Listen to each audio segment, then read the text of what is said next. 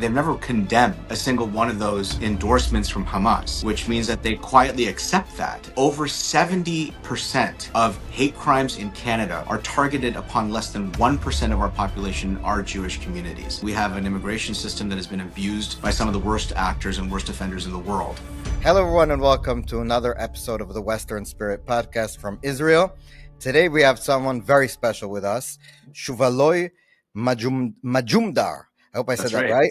You said it right. And we're going to call you Shuv, just so our audience is able to follow. And Shuvaloy Shuv is twice elected as Conservative member of the Canadian Parliament for Calgary Heritage. And that is a seat that was formerly held by your former Prime Minister, Stephen Harper. He's a former policy advisor to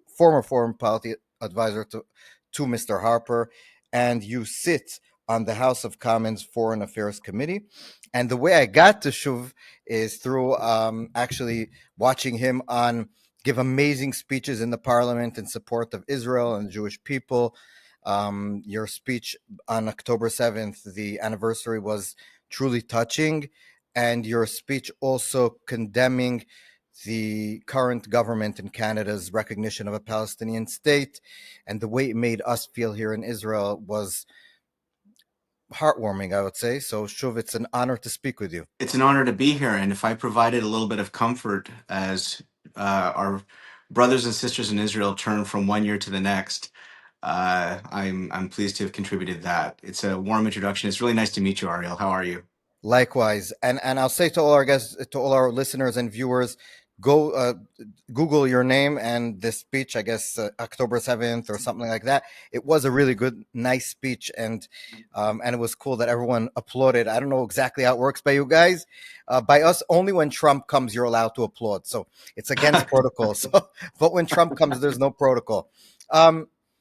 So let's just start there, I guess. Your prime minister this week, we're recording this on Thursday. This week, he said, I think was this week in the beginning of the week, he was on some podcast and he said, yeah, I'll arrest Benjamin Netanyahu if he comes to Canada. I'll arrest him. Like it was an obvious thing to say, which I found you can say, I wouldn't like to arrest him, but Canada has to be obliged to do this and that. But it was like he was happy to say it almost. And then also we add that to the Palestinian state recognition that you spoke about. And it seems that your current government, and I know you're in the opposition, but why is there such animosity towards us? What did we do to you guys? Well, Mark Carney, our prime minister, has joined ranks with British and French counterparts in this ridiculous idea that what they say matters. And they're really pandering to domestic constituencies of the far left, of which they are held hostage to. And dare I say, I'm being charitable, perhaps they even believe what they are saying. The prime minister in Canada has dispensed with moral and legal authority. He's dispensed with the idea of understanding the facts for what they are, or even legitimacy in international law. Like he had set out conditions for what Palestinian recognition would require. He had raised the idea that if the Palestinian side or sides, because we know it's very multidimensional, uh, failed to meet their basic commitment, then maybe he wouldn't pursue recognition. But it was all a lie. It was all designed to be a steady drumbeat going into the United General Assembly, and one of the biggest virtue signaling performances we have seen in that institution. And with it, it cost credibility. Our friends and our allies have said it was actually emboldening Hamas in the negotiations that were revealed fairly recently toward ending the war and bringing the hostages home. And domestically, it emboldened mobs against our Jewish communities who are disproportionately under attack of fear and hate. And so, there's nothing moral about what they did or what Prime Minister Carney did. There's nothing legally that justifies his position. And it's really a low point in how Canada conducts itself internationally. Yeah, and I would just say that Hamas actually thanked Canada, the UK, and France officially. They put out a press release. And I think that whenever Hamas thanks you, you're on the wrong side of things. I think that And should that's be like a happened litmus test. It's happened a few times to liberals over the last Yes. decade in Canada. In fact, it's bizarre to me how happy the federal government is to receive. They've never condemned a single one of those endorsements from Hamas, which means that they quietly accept that and traffic in it, and in that have fallen prey to some of the most virulent and sophisticated propaganda we have seen levied against our communities here in Canada. But is it really all like you're sitting there in the parliament, you're speaking with people from the other side who support this, who are part of the, I guess, coalition, supporters of the government? How do they explain their, like, what is the thinking behind it? Do they tell you this is for internal constituents, or are they really mostly, do they believe in it? Like, is it really a cynical internal political issue where if that is true there's really no way to convince them from our point of view because it's internal Canadian stuff? Or is it really that they don't understand the situation, and if we explain to them, if we reach out to them, if our government would be more, I guess, on good terms with the prime minister and his people, maybe we could have explained to them where they went wrong? No, I think this is beyond reason. I mean, the prime minister never sought a mandate from this parliament on this question.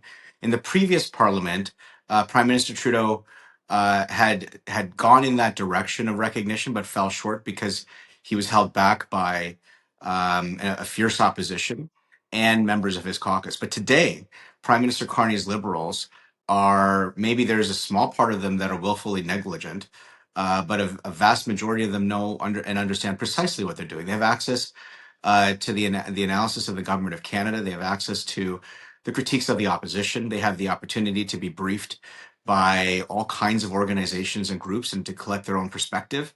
And this is where they intentionally decided. And even when you see Prime Minister Carney's pronouncements or Foreign Minister Anita Anand's pronouncements, they choose their language very deliberatively. Here we're talking about one former bank governor of two central banks, the Canadian Central Bank and the British Central Bank. Here we're talking about a foreign minister who is a law professor. These are people who are judicious with their words and their intentions, and that's why I described in Parliament the decisions that they had made as evil. The decisions that they're making are not on the basis of what's in the Canadian national interest, what's in the interest of our values, and what's in the interests of what our friends in Israel have been trying to fight on behalf of all of us over these horrible 2 years. Yeah, and I just want to say that I was for a year. I grew up in an ultra orthodox community in Brooklyn, New York, Hasidic Yeah. community. I know I don't look that way anymore, but I was sent to a dorm yeshiva in Montreal when I was Okay. 13, and one of the things that I remember is that how hospitable. Like, maybe it's totally wrong impression, but you'll tell me because you are Canadian, was that how nice people were, how I really didn't remember any Jew hatred or anything like that.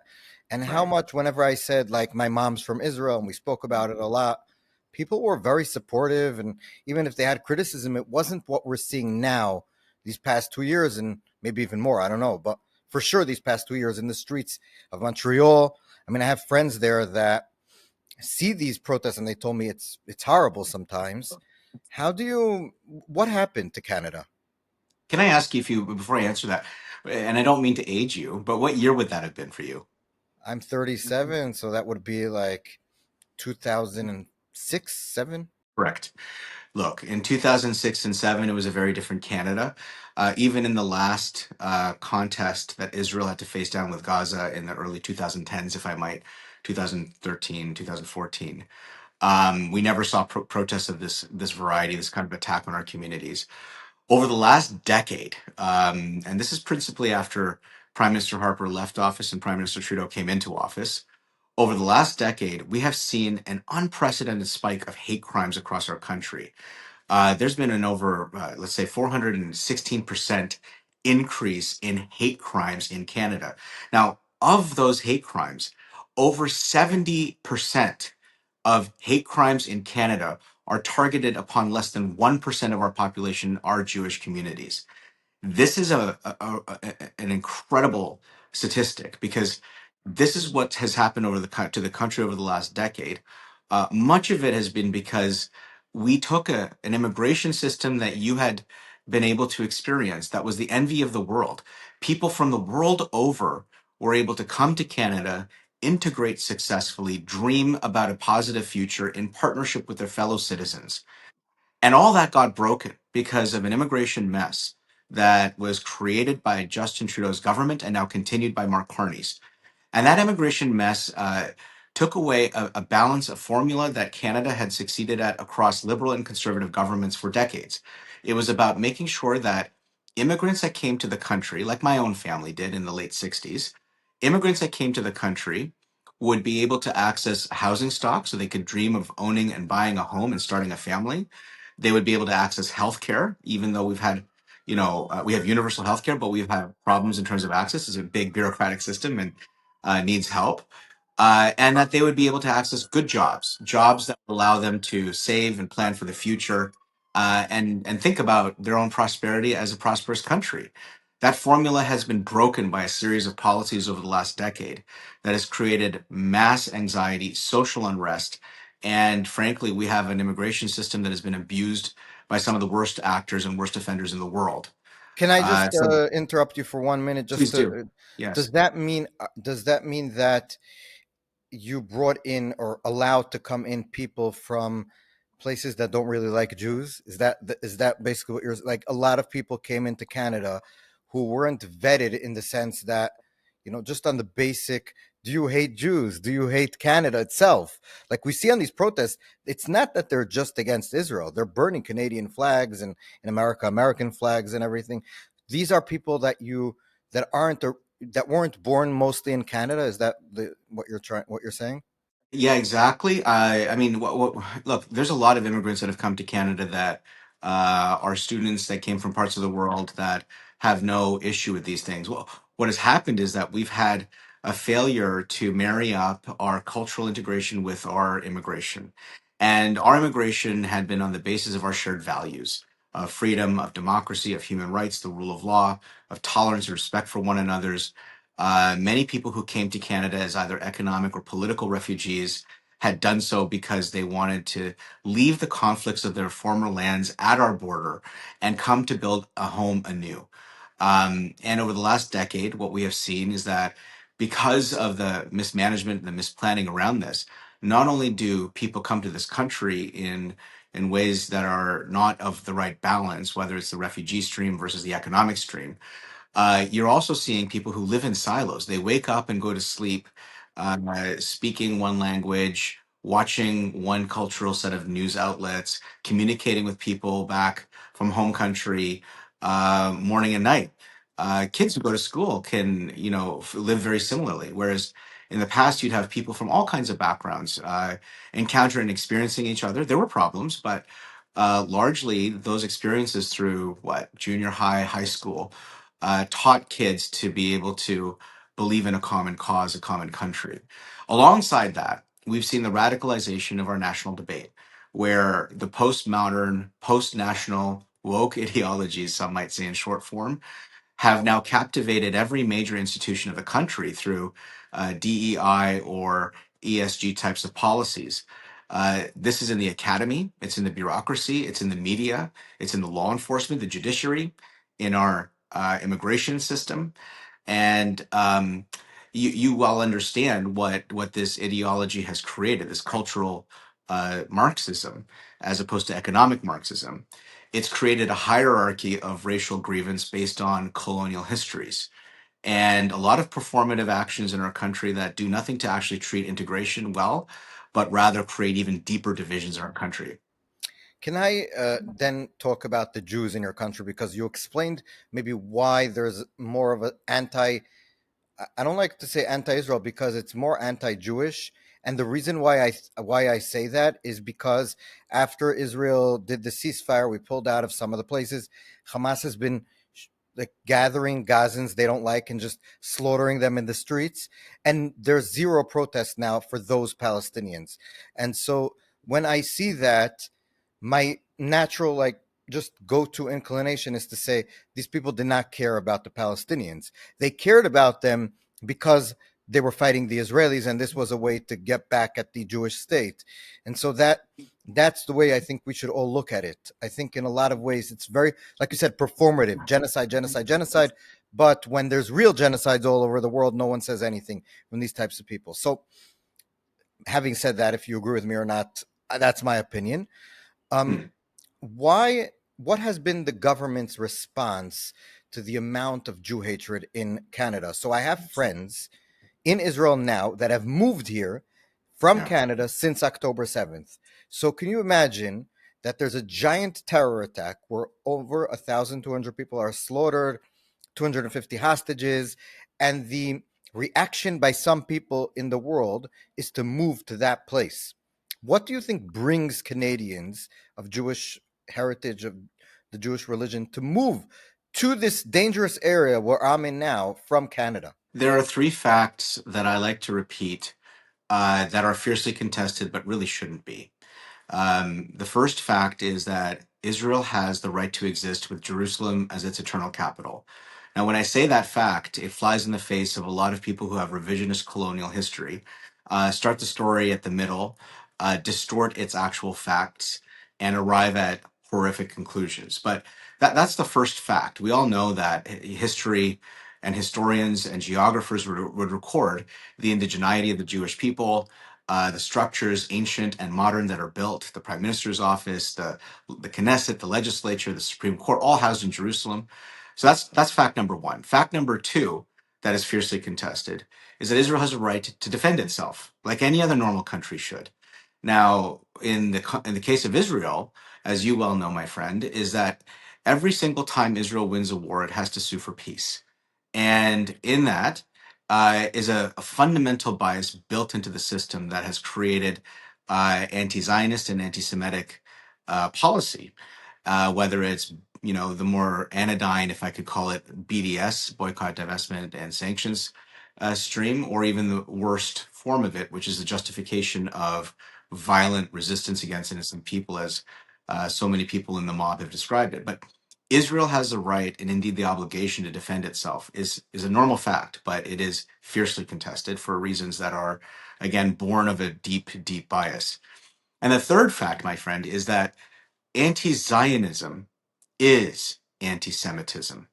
For far too long, polite resistance for the existence of the Jewish state and the right for it to defend itself has taken the form of criticism of the quote state. But it isn't criticism of the state, is it? Because if you're going to criticize the state, then you would understand the state is a very vibrant and amazing democracy.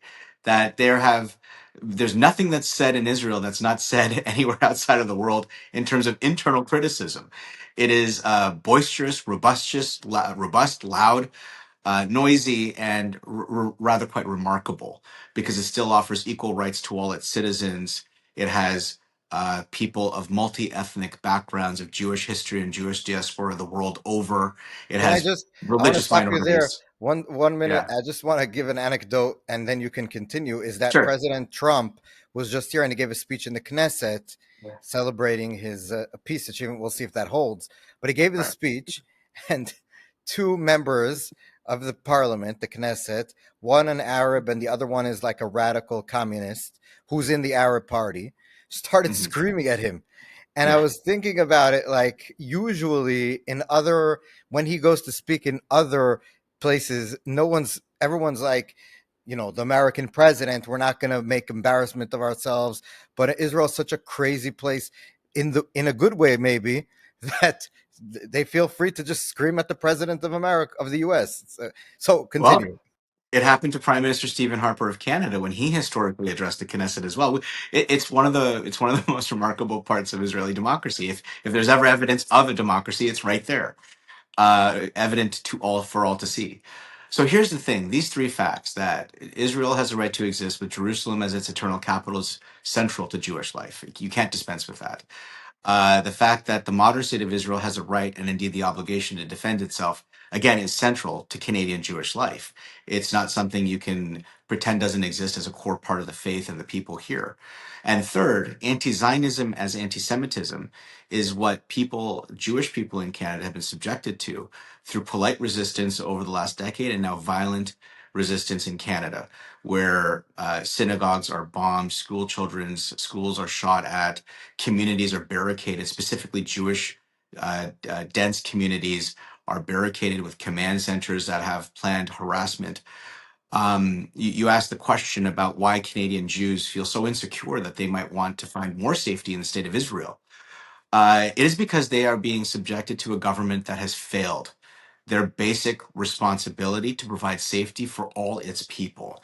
That in the name of these three permissible ideas, they sanction hatred and violence and torment of our Jewish communities. It is inexcusable, it is reprehensible, and it has to be opposed.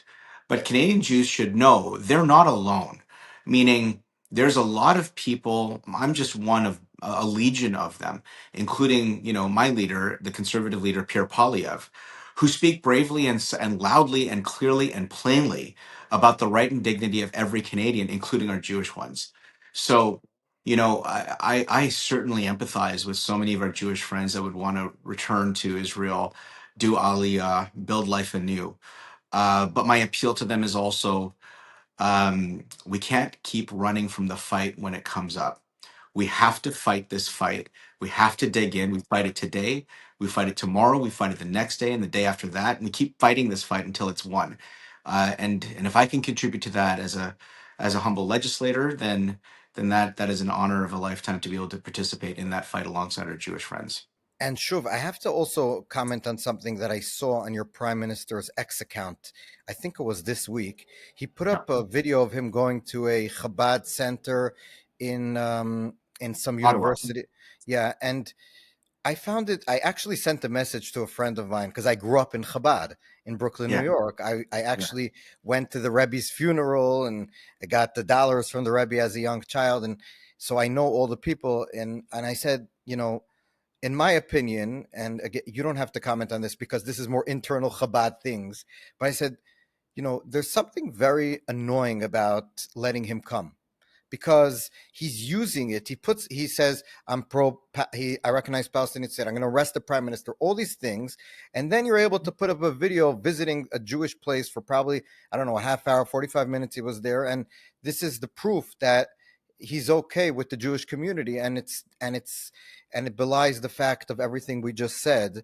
And I think that it's also sort of the as a Jew phenomena where you'll have like a Jew in the front of the protests and then you can't call them anti-Semitic, like I have a black friend type of thing. Um, so that's what I thought about it right away. That was my initial reaction, meaning you can do all these things, but if you put up a video of you going to visit some Jews, then you're off the hook. It was, I don't know. I felt it was really a little almost disrespectful. I've gotten to really appreciate our Chabad communities I across also do, Canada. but I'm And just saying the way he no, used it.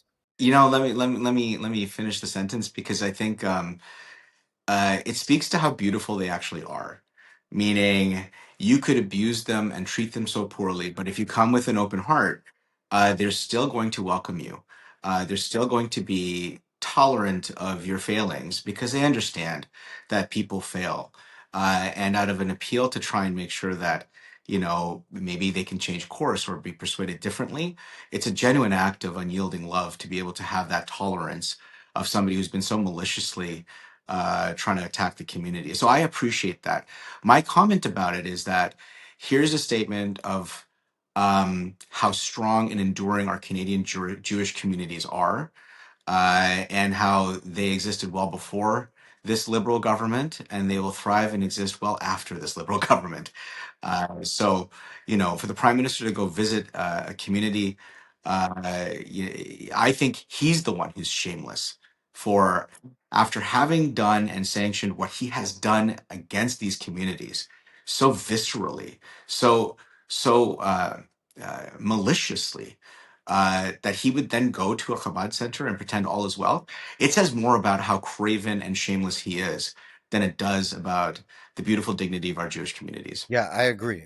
I agree. And I said using it as sort of to make it kosher, all the other stuff.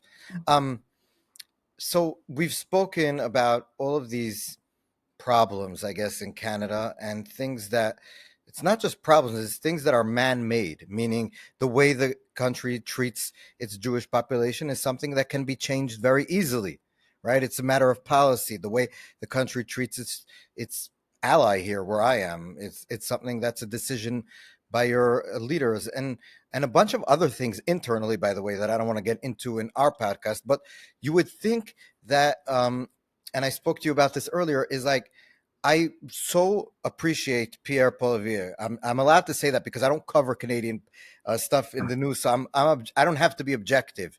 I myself I lean conservative in my opinions, and it was, how do you explain the fact that Trudeau was so unpopular, and you guys, I was I assume you were also disappointed. So what can you guys do to get better and win next time, I guess, is my question. I appreciate the question. And frankly, it was rather extraordinary as turn of events over a very short period of time. Listen, this election was actually it was fiercely contested and very narrowly decided. We have a Westminster system of democracy. It's basically 350 plus individual elections that each member of parliament is elected in, like I was in my specific district. And the conservatives came short of a minority government by about 40 to 50,000 votes. The liberals came short of a majority government, which would have assured governing for 4 years, by about 60 votes, 6-0. So when you think about how fiercely contested that was, any manner of things, kind of including bad weather, could have affected an outcome. Some of the variables we had were when Justin Trudeau, who was really not liked by this country, and I'm being charitable, was replaced by this fancy new figure, quite literally a resume opposite of his, a very tonally different and opposite of his. People began to believe that maybe this party represented change, internal change, and a change in direction. In fact, that's what Prime Minister Carney had sold. We've now seen 7 months into his prime ministership, it's not that at all. If anything, it's a doubling down of the Trudeau era on anything ranging from debt to hate to crime to jail to immigration to everything that has driven this country into so much chaos. We had some external influences, whether it was how big of a presence American politics, including its tariffs, played on Canadian psychology. A lot of people were very fearful because so much of our economy is based on its relationship with the United States, and feeling uncertainty around that created massive anxiety. And we had a collapse of the left wing Socialist Party, the New Democratic Party. Incompetent leadership there basically drove it into the ground, which meant that Canadians were not offered in suburban Canada, were not offered a socialist option, a liberal option, and a common sense conservative option to choose between, and began to consolidate behind this Mark Carney person. So any manner of things could have affected the outcome. I was very proud of the election campaign that Pierre Poilievre ran because he faced massive headwinds. He made no major gaffes. He carried himself with strength and with ferocity. He never backed down or watered down the core values and views he held, including around these issues, which are very easy to do for political purposes. But this is something that you really find out the character of a person when they're tested, when it's not in their favor to do something. And I'm so immensely proud of Pierre Poilievre for maintaining the backbone, the brains to prosecute the case that he did, and more to come. I bet you there's another election that he'll have an opportunity to contest fiercely, and we're all committed to his victory there. I at least wish you good luck on that and pray for you guys. But Um, Yeah, I wanted to ask something interesting. People maybe don't know, and I didn't know this about you, is that you told me an hour ago, you used to work for Senator John McCain from the U.S., who I did. tragically died from cancer. He passed away so fast. It was from when he said it. Just a tragic situation. Um, and you were in Afghanistan and Iraq. Can you tell us a little bit about what you learned of this area and what maybe Israel can use from that? Like we're now starting to talk about the, widening the Abraham Accords with other countries, with the Saudis maybe, and even Indonesia. But that's not this area specifically. But what can we learn from your experiences here? In these countries, we saw states like Iran foment imperial ambitions. They did it through sectarian proxies to try and control other countries because their core thesis is the destruction of the state of Israel, and the disarray of the West. I was there many years ago. This is 2006, 2005 until 2010. And in places like Iraq, that was kind of at the depth of the sectarian war. And you know what? Whether in Iraq, which was the depth of sectarian war, or Afghanistan that began to disintegrate into its ethnic wars, very different countries, very different experiences, very different peoples. But yet, a major part of the story of the early part of this century. Um, we've learned a lot. We've learned about what it means to be ideological as opposed to grounded in facts and reason. So much of the Western world waged, call it 21-year wars as opposed to a sustained effort to win a war. We rushed to try and establish governments in the capitals, particularly in Afghanistan, a capital with strong central authority, in a country that has an allergy to central authority, a very, decentralized ethos in that country. In Afghanistan, where we had a sectarian civil war between Sunni and Shias and Kurds with their ethnic In Iraq, you mean? independence. In Iraq, forgive Yeah. me. What we saw in Iraq with that sectarian civil war was that when people feel insecure, they turn to human association is an interesting thing. They turn to whether it's their sect to protect them, or then ultimately it was their tribe that started to turn the war against Al Qaeda and against the IRGC and Qasem Soleimani's adventures in that country. The broader thesis that I think we've learned from has now been actually applied by the state of Israel in its Seven Front War. Because here you have a dispensation with all the axioms of the past, but a fundamental understanding of the root cause of where a lot of this rivalry comes from. And in the Seven Front War, we have seen all of these actors that had been populating the tyranny of those wars displaced, dismantled, dismembered, and certainly defanged, as in Iran. And so, what I think is quite remarkable, whether it is the geopolitics of the region itself and common cause against the greatest threat, which was Iran, and continues to be, I believe, in many ways, or even the prosecution of how you conduct a war in urban environments. And here, the IDF really deserve a huge amount of credit.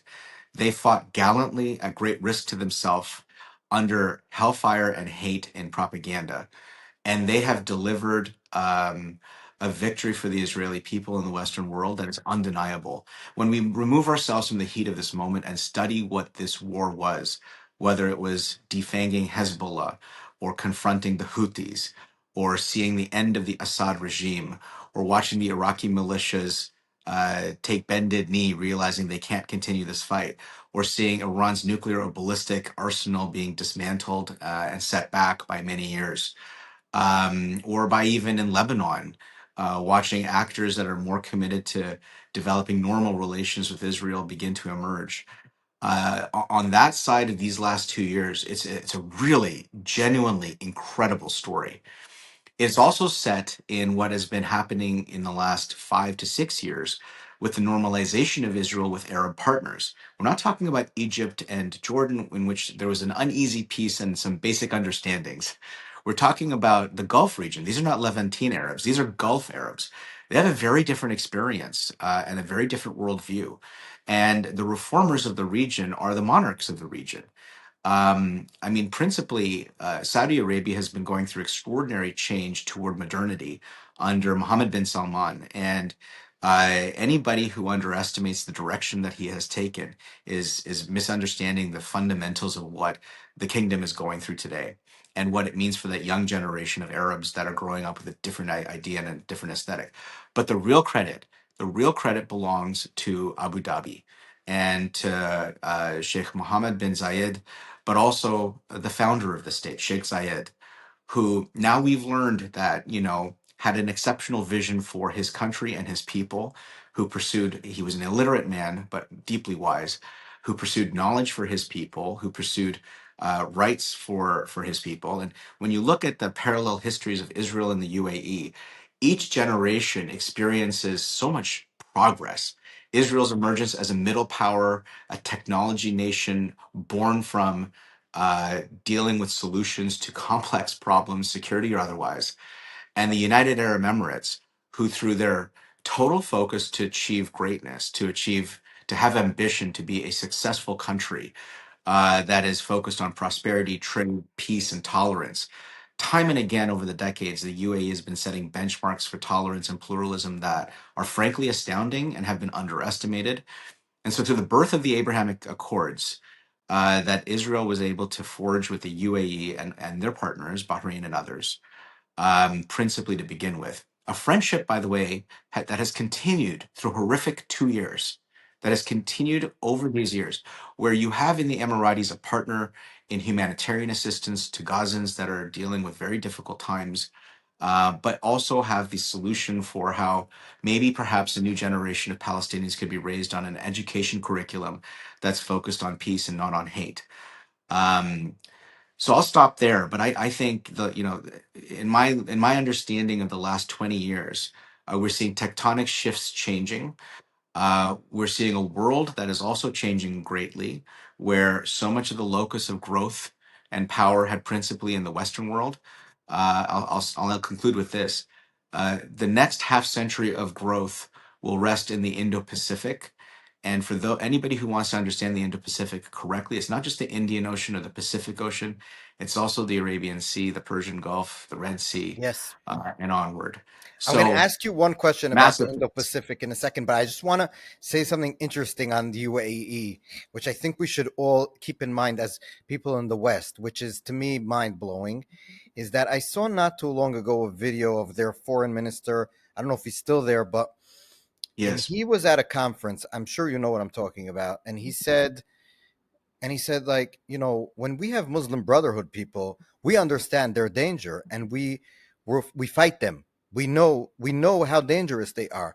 But you people in the West, you bring them in, you make them the head of all the Muslim organizations, you prop them up, you put them into committees, you don't, and they undermine you from within. He said, we in the region understand. We went through their destabilizing actions.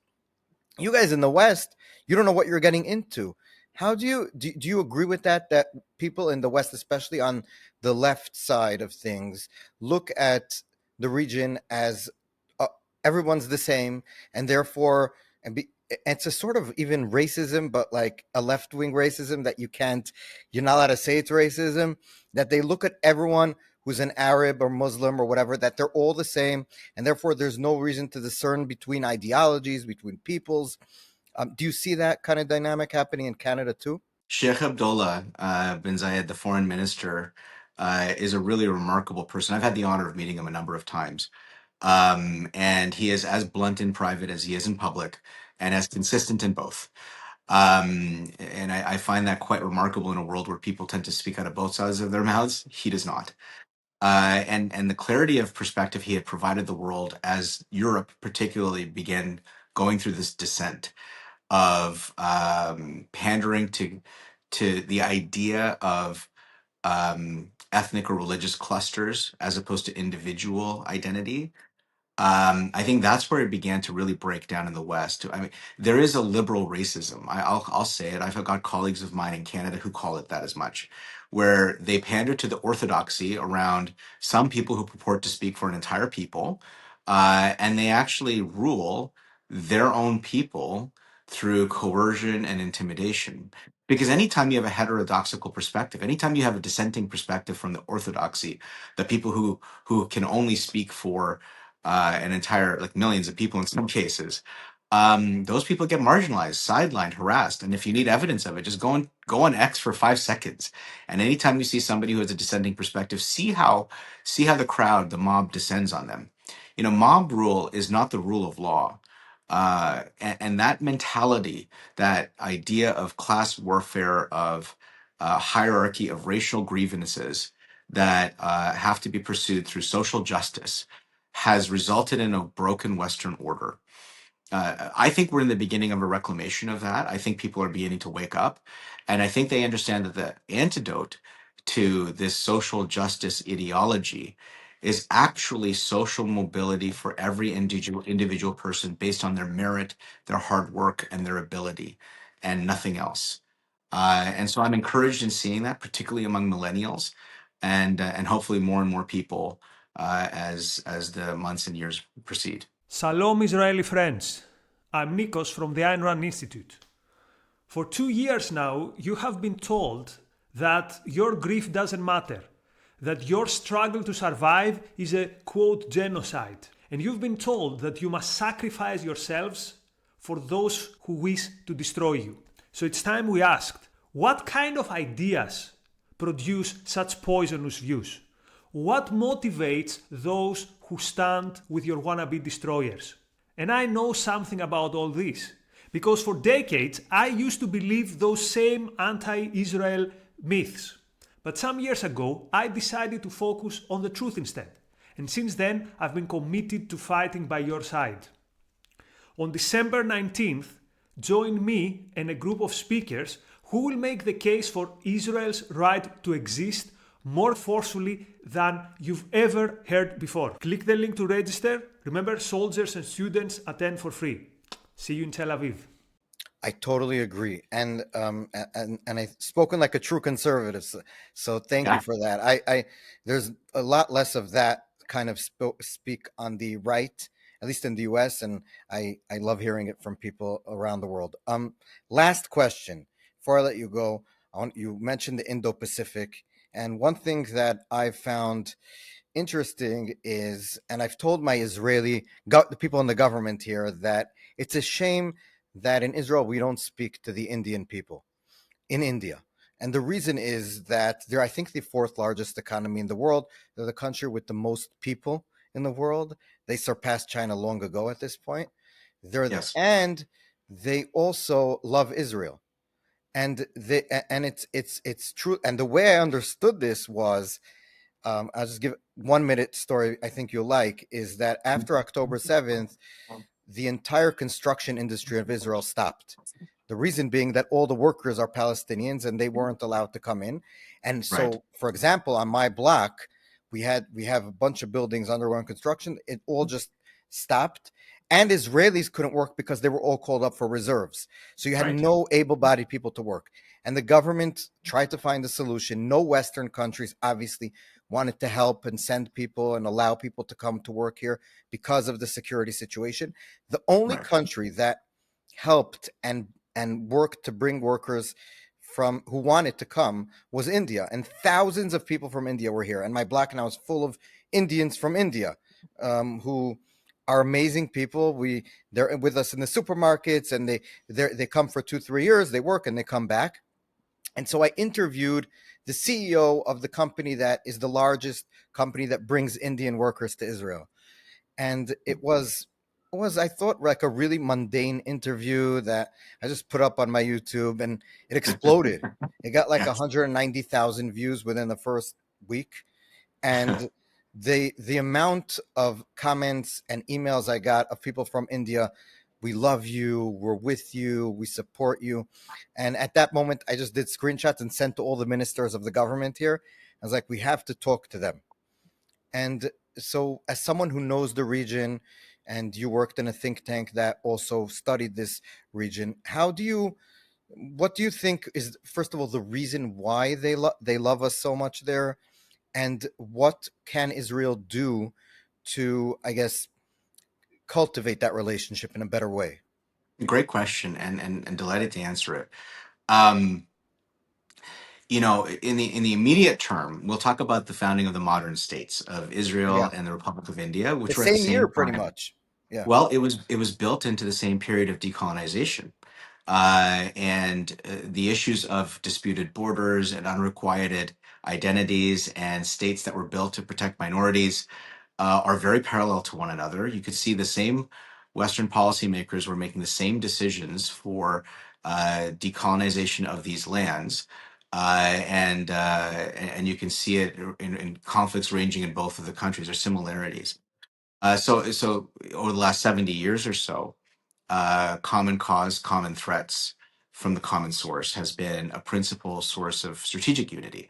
But there's something deeper, as you note, Ariel, right? Because what was it that made India the exception for the world in which Jewish life could go and thrive and succeed? What is so special about both the Indian subcontinent, but the people who live there, as well as what is so special about the Israeli people and the Jews over millennia? Well, here you have two of the oldest faiths in the world, and places that have informed their cultures and their civilizations on that basis, irrespective of whatever colonial period they've had to endure. Neither people have had a history of conquest. Both peoples have had a desire to live in pluralism and in tolerance and in openness and in pursuit of knowledge, in their own homes, in their own territories, in their own places, but have been subjected to conquest time and time again for different reasons. The ancient Vedic faiths, of which modern Hinduism is born of, has an intrinsic pluralism and offers itself as an open source code for humanity, all humanity, meaning it's about the pursuit of truth, of universality through infinite diversity, and it underpins so much of what is modern Hindu culture today. It is why India has such diversity of thought across its entire geography. And at the same time, here you have with the Jewish people the opposition, the proposition, I should say, the offering of the original source code for humanity itself. And at that intersection of original and open source codes, you have beautiful symmetry. And I think leaders in both countries, in business and politics, understand that potential. But there is one small problem. Israel is a small country, and India is 1.4 billion people. Together, India, Israel, and Canada form 1.4 billion people. So, I wouldn't call it a problem. I'd call it an opportunity.